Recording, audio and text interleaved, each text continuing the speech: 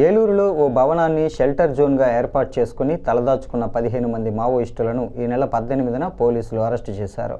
వారిని బుధవారం ఏలూరు మొబైల్ కోర్టులో ప్రవేశపెట్టగా న్యాయమూర్తి ఎన్ మేరీ 14 రోజుల రిమాండ్ విధించారు. దీనితో రాజమహేంద్రవరం సెంట్రల్ జైలుకు తరలించాలని పోలీసులను ఆదేశించారు. 2 వాహనాల్లో భారీ భద్రత నడుమ 15 మంది మావోయిస్టులను పోలీసులు రాజమహేంద్రవరం తీసుకువెళ్లారు. ఇక్కడికి తీసుకువచ్చిన వారిని సెంట్రల్ జైలుకు అప్పగించారు.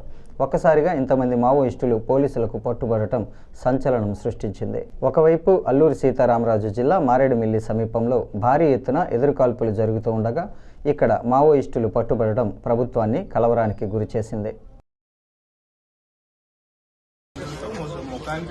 నల్ల ముసుగులతో మామూలుగా ఏ విధంగా తరలిస్తున్నారు కూడా చూడొచ్చు. గత 24 గంటల మధ్యలో నెలకొన్న పరిస్థితి ఏంటి, వీరంతా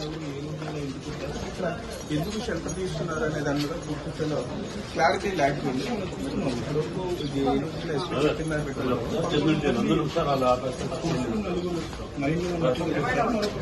వీరు వద్ద సుమారుగా 15 ఆయుధాలను కూడా స్వాధీనం చేసుకున్నారు. 2,80,000 నగదును స్వాధీనం చేసుకున్నట్లుగా ఇది జిల్లా ఎస్పీ ఇప్పటికే చెప్పడం జరిగింది. మొత్తం వీరందరినీ కూడా చాలా కట్టుదిట్టమైన భద్రతలను పైన డ్రోన్లు పర్యవేక్షణ కోర్టులు తరలించేందుకు కూడా తీసుకెళ్తున్నారు. ఇప్పటికే ఏలూరు మహిళా